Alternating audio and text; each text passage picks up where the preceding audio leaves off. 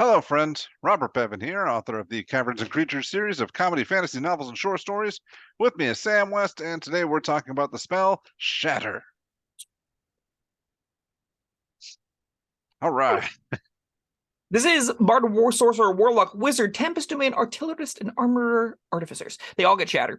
This is a second level evocation spell. It's instantaneous, 60-foot range, 10-foot radius. This is verbal, somatic material components, that being a chip of mica.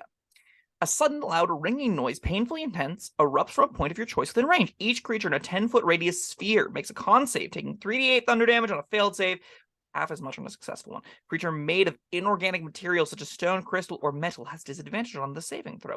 A non-magical object that isn't being warded or carried also takes the damage if it's in the spell's area, and it upcasts for a bonus d8 damage. Don't do that because it's usually not worth it. Shatter's...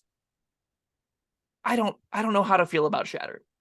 I regularly think it is like the C-list damage option on any given character, yet I see people continually take it over and over and over again, and I don't normally see much upside in any of its casts beyond just the 3d8 radiance damage. 3d8 damage for second level slot, it's better than Burning Hands, it's better than the first level Burning Hands, it's about as good as the second level Burning Hands, and it's in a better area, so like, it's fine.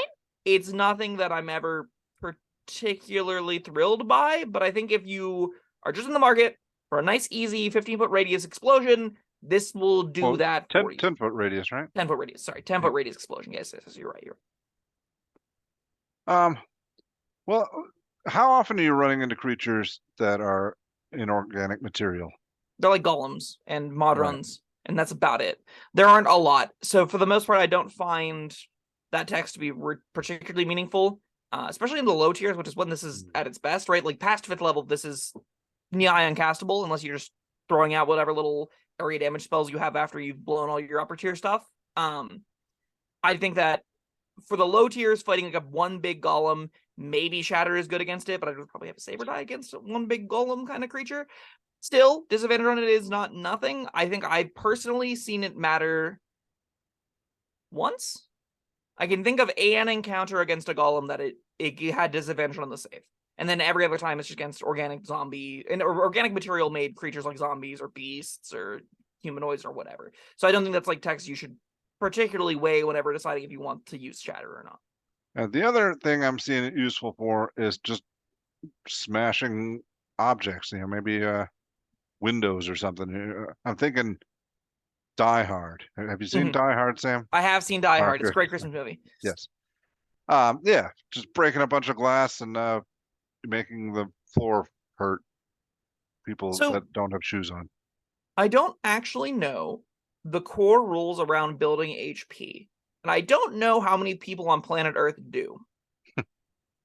Apparently it's in the Dungeon Master Guide, according to this. So, like, there's varying kinds of object HPs and stuff that you can calculate. So things will be like, according to this individual on the D&D Beyond forums, a 30 by 20 by 20 tavern has 270 HP. So like maybe this, because you still have to, as a DM, frame the damaged elements of it and how they change. Because like I'm assuming a 0 HP tavern is rubble. Anything in between that is somewhere between full, pristine, glorious tavern and rubble. So then figuring out where this 3d8, which is like 12, 13, 14 damage, fits on that scale seems pretty menial to me.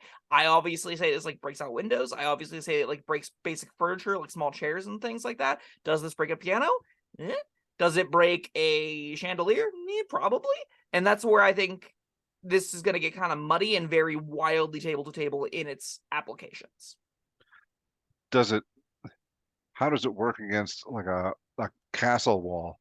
If you just keep it attacking the same spot over and over again over time, like the damage probably go unnoticed for quite a while. But if you keep coming back and walking by sneakily, boop, or no, I guess you can't sneak with Shatter. It does make quite a noise. It is pretty loud. Yeah. But now I'm just envisioning like just a man with a greatsword running at a wall every morning before the guards get there and just hits the same spot every time and hope they doesn't notice, and it's just using the 2d6 plus strength mod, and he probably has resistance to that damage type, but like, in game terms, there aren't great rules, to my knowledge, about running damaging objects and stuff like that. And most of the time, it's just like whatever makes thematic and appropriate sense at the time. I think a lot of players will be able to take this to the side of a wall and shatter a hole in it.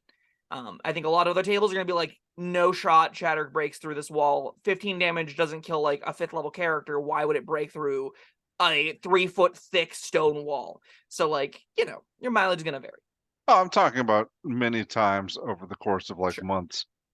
But If whatever. you are able to sneakily, you can pair this with silence. Silence is a bigger area, Yeah. so you like put a silence down and then shatter, which doesn't work. Does it? I can't remember if silence makes thunder damage not happen, because it's just thunder damage. So that's a consideration.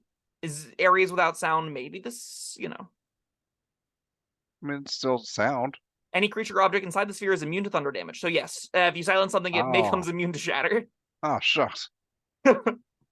Glad I checked. Oh, well. Yeah. So yeah, you can't disguise it. All right. Well, am I out of ideas? No, just there might be some big MacGuffin that you'd rather destroy than see your enemies get a hold of. Sure. I don't know. The big MacGuffin has to have less than 15 hit points to be consistently broken, for what that's worth. Maybe it does. Maybe it doesn't. Also, it has to be non-magical MacGuffin, because it does specify non-magical object that isn't also being worn or carried is what's damaged, which I think is kind of lame. I really think, like, if you wanted to set Shatter aside as a new interesting tool, having it break items being worn or carried, I think could be really cool, right? Like shattering. See, that's a huge pain in the ass. Then, like, anytime anybody casts it, you have to go through your inventory and. Like, I don't even remember when I got this thing. Now actually care about getting new equipment? Wild. Imagine. I'm not talking about getting new. I'm talking about, like, I've got 18 goblin teeth in here. Like, do I have to roll for each one, or like? That's a great point, actually. Having to determine like what all in the area is damaged or not is kind of a pain in the butt. You're not wrong. So like, this is a very common spell in my experience. Have you experienced tables playing with it? Like whenever you're playing as your rogue or whatever, do you have someone in the group that's been casting Shatter ever? Yes, a couple times, and in fact, one time in the Authors and Dragons podcast, it was what's the word? Not it was important. That's not the word I'm looking for, but impactful. Impactful. That's better. It was necessary. Still all the text, or just the 3d8 area damage? No, it was like it was an item that we needed to somehow move or something, and we had to get. Shatter was the only way that this was happening. Fair enough. And it worked. I mean, that could be an interesting use case. I think that if you're playing with Shatter, I'd recommend figuring out and talking to your DM about the restrictions around this, talking to your DM and figuring out what exactly what you can expect from it to do to objects. And having some semblance of an idea of what can be done with that will improve this spell pretty substantially beyond just a fine 3d8 area damage, which again, as a floor, is reasonable. I've seen many character cast this and they're not upset with it. It's fine as a 3rd and 4th level character. You get Fireball and you're like, I'm never casting this again if I don't have to. But like, up until that point, Fireball will break stuff too. Yeah, Fireball lights a lot of things on fire. It doesn't even say in the Fireball text that it does that, which makes these words feel less important whenever the Fireball is run that way, right? Whenever Fireball is able to destroy giant areas, which it is expected to do, things say things take damage in the area from this as well that are non-magical objects.